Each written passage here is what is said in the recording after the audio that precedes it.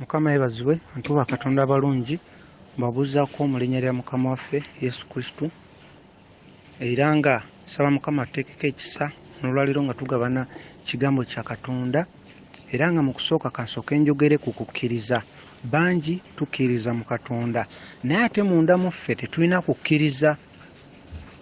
Waliwo ky'oba osaba naye ng'owulira tulina kukkiriza kumala, kubanga okukkiriza kwo gye kukoma ne Katonda akuwa okusinziira ku kukkiriza kwo bwe kuli. Naye nga tufuna tutya okukkiriza? Tujjukire nti omuntu alina bode, alina soul, alina spirit. Kaakati olutalo lwa soul, kuba tulina bode, soul ne spirit. Omulabe Sitaani alwanira soul. Kati eno soul yaffe munda erimu spirit. Mu soul munda mulimu spirit. Kati spirit eyo eri awali omutima. Nga wola omubiri bwe guli, omutima wola bwe gusangibwa ne spirit weesangibwawo mu kifuba ku ludda olwa kkono. Omutima we guli ne spirit weesangibwa. Kati ne faith oba okukkiriza we kusangibwa. Faith eno okukkiriza kuno oba okuyina gwe kennyini okuwulira munda mu ggwe. Okukkiriza. Ekigambo kya Mukama gye kikoma okutambulira mu mutima gwo mu butonde bwakyo. Olw'okuba twatondebwa mu kifaananyi n'ekikula kya Katonda, kirina obusobozi obuzimba amaanyi agajja awo mu kifuba kyo. Amaanyi ago ogawulira, okwo kwe kukkiriza. Ekigambo kya Mukama gye kyeyongera okwetoolera mu mutima gwo. Kyova olaba mbeera nkugamba lye muganda wange, mbeera ng'osaba. Buli wonna w'obeera obeere ng'osaba. Okusaba okwo kuzimba okukkiriza mu mutima gwo, kuzimba amaanyi ag'enjawulo. Gwe kennyini ogamanya, gwe kennyini weewulira era okimanya nti waliwo ekyenjawulo ekiri munda mu nze. Gwe kennyini okimanya era ekyo kye kikuwa obukakafu nti ekintu kino kyensabira kigenda kutuuka, kuba munda mu ggwe amaanyi oba ogawulira. Amaanyi gennyini nga si byakuteebereza, ogawulira, gazimbibwa munda mu ggwe.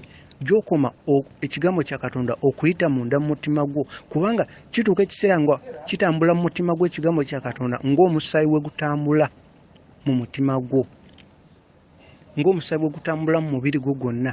N'ekigambo kya Katonda bwe kiba nga bwe kityo kitambula mu mutima gwo, ekigambo kino kizimba okukkiriza, kizimba faith munda mu gwe, kizimba amaanyi gennyini. Naawe kennyini ogawulira, n'abakwetoolodde bagawulira. Naye kyetaaga kwetegereza gwe kennyini, otuuka ekiseera ne weetegereza n'olaba nti nedda waliwo ekyenjawulo. Okukkiriza okuwulira munda mu ggwe.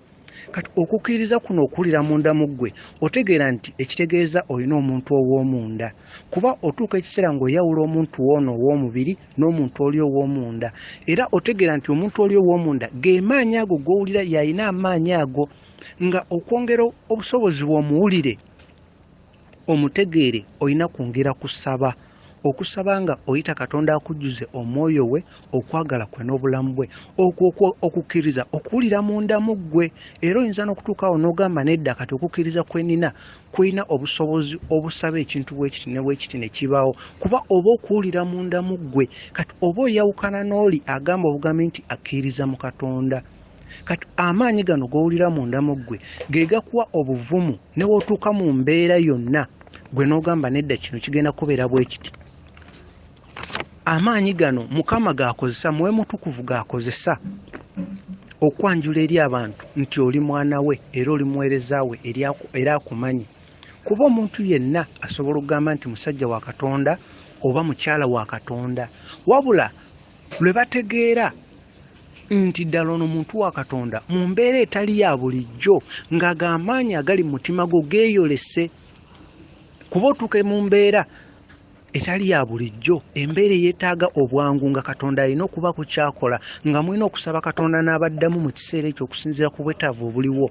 Kwolwo naawe amaanyi go gongera okulaga nti weetuli. Kati munda mu ggwe amaanyi ago gawulira, ke kabonero Mukama kaba akulaga nti yogera eri ekintu ekyo ky'oyogera kigenda kubaawo, oba sabira embeera eyo egenda kuterera. Amaanyi oba ogawulira munda mu ggwe, wabula si kuteebereza.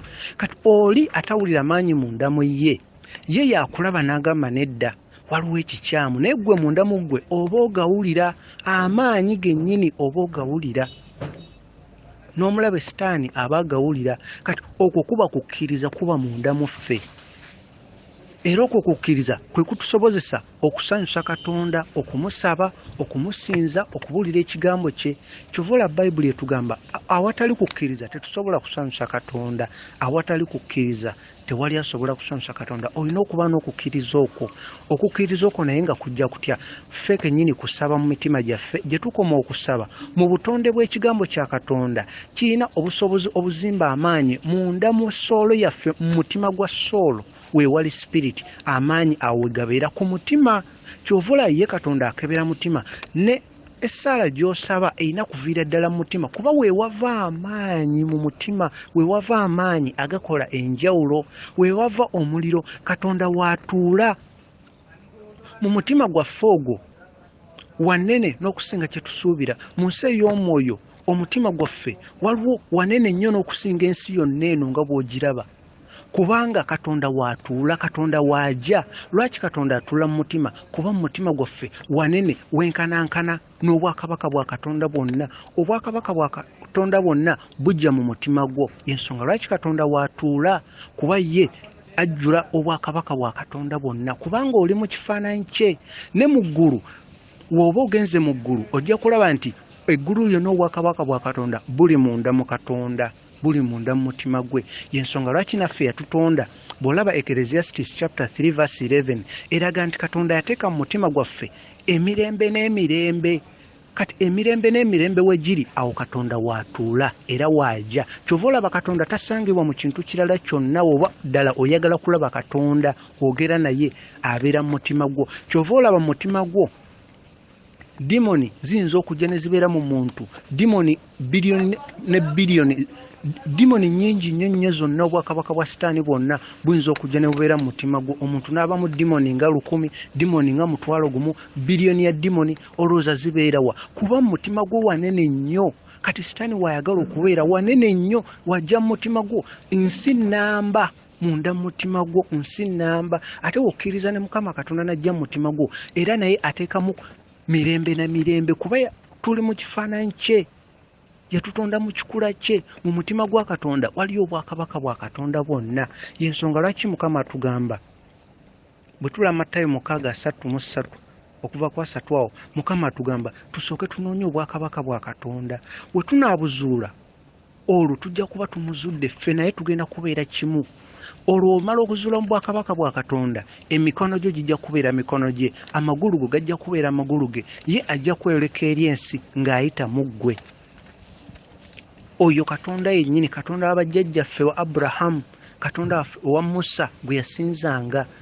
Yoyo Katonda, kuba we tula mu kitabu kya Exodus chapter 6 verse 2 ne verse 3, Katonda yajja yali ayogera ne Musa n'amugamba yenze Jehova, naye n'amugamba abaasookawo bataata bo bo bampitanga El Shaddai. Katonda watu yali ayogera ne Moses ng'amugamba erinnya lyange nze Jehova, naye abaakusookawo Jacob, Isaac ne Abraham baali bamanyi nga El Shaddai.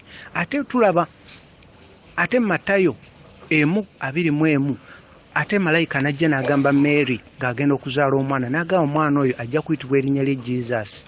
Era ne mu kubikkulirwa tulaba ate Katonda n'atugamba erinnya lye Jesus. Kati Katonda ono y'omu okuva ku lubereberye paka mu kubikkulirwa, erinnya lye Jesus. Oyo yennyini yatuula munda mu mutima gwo, yakuwa obusobozi.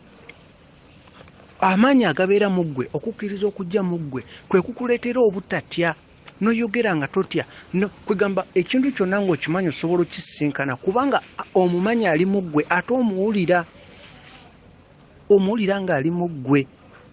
Bwe tukkiriza Yesu Kristo oba kye bayita okuzaalibwa okwokubiri, born again, kitegeeza ozaaliddwa mu mwoyo. Ozaaliddwa kuba obuwanguzi bubeera mu mwoyo. Bw'ozaalibwa mu mwoyo olwo obeera mwana muto nga tonaba kuzuula kikyoli mu mwoyo. Nga omanyi era omwana omuto eyakazaalibwa aba bamulabira bulabirizi, bamuwa ekyokulya, bamuwa ekyokunywa, waaba n'enjala akaaba bukaabi kuba tamanyi kiddako. Kyova olaba tulaba mu kitabu kya 1 Peter chapter 2 verse 2 tulaba nti omwana omuto anywa amata. Tulaba mu 1 Corinthians chapter 3 verse 2 Paulo yali ayogera n'Abakolinsi n'abagamba saaba wa mmere engumu nabawa mata kuba bwali temunneeteekateeka kufuna mmere engumu ey'omwoyo. Era tulaba mu Hebrews chapter 5 verse 13 era yayogera nabo n'abagamba nti mu kiseera kino mwali badde basomesa naye mukyanywa mata ng'abaana abato, nga yali ategeeza mmere ey'omwoyo. Ensi ey'omwoyo yefuga eno ensi gye tulabako. Kyowangudde mu mwoyo mu nsi eno gye tulabako oba omaze okiwangula kiba kimaze okubeerawo. Tujjukire mu nsi ey'omwoyo Mukama waffe Yesu Kristo ye mubereberye, ye first born eyasooka okuzaalibwa mu nsi ey'omwoyo, ye yasooka okuzaalibwa. Era we tusoma mu Bible we tulaba mu Colossians chapter 1 verse 18 watulaga nti Mukama waffe Yesu Kristo ye mutwe eri omubiri, era ne batulaga ye ntandikwa era ye first born okuva mu bafu, ye yasooka okuzuukira mu bafu. Nga tebategeeza okuzuukira kuno kwe tumanyi okw'omubiri, wabula bategeeza okuzuukira mu mubiri, manya mu mwoyo, okufa eri omubiri. Ye muntu eyasooka okuba ow'omwoyo, kubanga abaafa ne bazuukira bangi. Ne mu ndagaano enkadde tulaba bangi babasabiranga, ne Elisha alina gwe yasabira n'azuukira. Ne mu Colossians okugaa nti Mukama waffe Yesu Kristo ye first born yasooka okuzuukira mu bafu, bategeeza okuzuukira mu bafu kwegamba ab'omwoyo, ye muntu eyasooka okubeera ow'omwoyo. Kati naffe ekyo kye tulina okugoberera. Ensonga lwaki tugenda ku kkanisa, ensonga lwaki bakubuulira enjiri, muganda wange ali yawuliriza, sigamba nti tukubuulira obeere mumanyi mu byawandiikibwa, obeere kafulu mu byawandiikibwa. Olwaleero abantu bonna basomye bamanyi Bible okuva wetandikira n'egyekoma n'abagiwandiika, naye ekikulu si kumanya byawandiikibwa wabula kuzuula Katonda wo gwe oyogere naye. Ekikulu si mirundi emeka gyogenda mu church, naye ekikulu igwe ali eyo ozuule Katonda oyogere naye. Nga nze akubuulidde oba musumba wakubuulidde obaani, ekikulu gwe onaazuula Katonda mwogere naye, alina by'ayagala kugamba gwe, naye Katonda ali mu mwoyo. Mukama waffe Yesu Kristo ye yasooka okuzaalibwa mu mwoyo, ye first born, ye mubereberye mu mwoyo, Romans 8:29. Naye kati naawe oli omu ku ye. Kyovala Bible egamba Yesu Kristo emwana wa Katonda omu yekka. Ekyo bakyogera Mukama waffe Yesu Kristo nga tannafa. Bible emwita omwana wa Katonda omu yekka. Naye wamala okuzuukira, Bible teddamu kosa nti kigambo nti omwana wa Katonda omu yekka, kuba we yamala okuzuukira twali bangi abazuukira naye mu mwoyo. Kati tuli bangi, naawe oli omu ku bo. Kyovola Revelations okubikkulirwa chapter 1 verse 5 egamba Mukama waffe Yesu Kristo ye mubereberye mu bafu, ng'etegeeza mu mwoyo, eyasooka okubeera ow'omwoyo. Ekyo naffe kye twagala okubeera, ekyo kye kiri ku mutima gwa Katonda, obeere wa mwoyo, obeere naye, mwogere naye. Wonaaba ng'oli wa mwoyo ojja kuzuula Katonda ky'ayagala okole, era ojja kumanya ekkubo ly'olina okukwata. Ekyo kiri mu Ngero 3 olunyiriro lw'omukaaga. Tujjukire okumanya Katonda ky'ayagala okole, igwe kennyini n'okimanya okuva eri ye, ge magezi agakyasinze, kwe kumanya okukyasinze wano ku nsi, era toba na kutya. Okuzuula Katonda n'oyogera naye kwe kuzuula okukyasinze, kwe kuzuula noga nti wazudde ekintu eky'omuwendo ekyasingira ddala kuzuula Mukama Katonda. Era w'omuzuula oba tokyalina kintu kyonna kyoyagala kumanya wano ku nsi, kwegamba oba tokyalina kintu kyonna kyeweesunga oba kyeweegomba, ate okukola ekyo Katonda kyagala tukole, ekyo kye kiringanga ekintu ekisinga obukulu ky'oba okoze obulamu bwo bwonna wano ku nsi ne mu ggulu. Okukola ekyo Katonda kyagala okole kye kintu ekisinga obukulu, kuba w'okola ekyo otandika okuleka ebyayita ne biba ebyayita, n'ogenda n'ekyo Mukama kyagala okole. Ekigambo kya Katonda tulina kiteeka mu mutima, kuba Mukama we yateekateeka we kirina okubeera. Si mu ndowooza zaffe, we tugenda tusoma ku ssomero tusoma bintu bya kuteeka mu ndowooza, naye ekigambo kya Katonda kyo kibeera mu mutima. Mu mutima gye kyateekerateekera okubeera, mu mutima. Okukkiriza kujja mu butonde, si byakuteebereza, si kubaako bintu bye tukozesa oba bikine. Mu butonde gy'okoma ekigambo kya Katonda okubeera mu mutima gwo, okukkiriza kujja, era Katonda omumanya, era amaanyi obeera nago. Abantu bangi baagala amaanyi okuva ewa Mukama Katonda, bajja baagala kumanya maanyi, naye ekigambo kya Katonda kifuule omutindo obulamu bwo kwe butambulira. amaanyi gagenda kujja nga naturally mu butonde nga olaba bwokula n'oba muto n'okula n'oba mukulu nago wegajja okujja nga tewali kintu kyonna kyewuunyisa wabula kigambo kya Katonda kuyita mu mutima gwo naawe kennyini kwewala kibi. Tutambulire mutuukirivu, twenenye, beera n'ekirooto, beera n'okuyaayaana, okwegomba okumanya Katonda we yakutonda. Le muganda wange osobola okumumanya eyakutonda, ayagala omumanye ggwe naye mwogere, ayina byayagala okugamba nga tagenda bigamba muntu mulala yenna wabula iggwe wekka ggwe gw'ayagala obigamba, ayagala munyumye naye. Katonda yatonda eggulu n'ensi, ayagala omuzuule, womala omuzuula ojje eriye, ye akutukuze olwo ojje eri ensi etalina bulamu mwoyo, ensi efuna obulamu obw'omwoyo ng'eyita mu ggwe amaze omuzuula. Mukama bakuume, mbaagala nnyo. Yesu Kristo abaagala, abalowoozako emisana n'ekiro, akwagala okusinga ekintu ekirala kyonna. Mukama bakuume, mubeere bulungi.